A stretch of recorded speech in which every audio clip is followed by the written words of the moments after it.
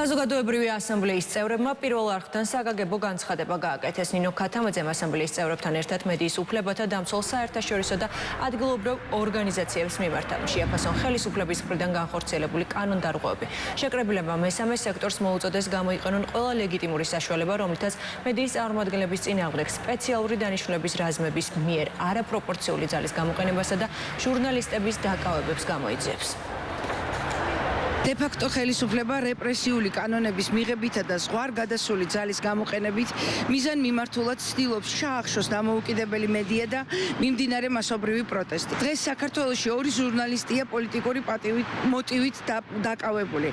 მათ დაკავებისთანავე პროტესტის უკიდურეს ფორმას შიმშილობას მიიმართეს. 2024 წლის ნოემბერ-დეკემბრის საპროტესტო აქციებზე პროფესიული საქმიანობის შესრულების დროს სხვადასხვა მედია საშუალებებში მომუშავე ჟურნალისტები დაზარალდნენ და დღემდე არც ერთი შემთხვევა არ არის გამოძიებული. მოგიწოდებთ მედიის უფლებების დამცველ საერთაშორისო და ადგილობრივ ორგანიზაციებს მისცეთ მკაფიო შეფასება საქართველოში დამოუკიდებელი და ობიექტური მედიის მიმართ de-facto ხელისუფლების მხრიდან განხორციელებული კანონდარღვევებსა და მიზანმიმართულ დევნას.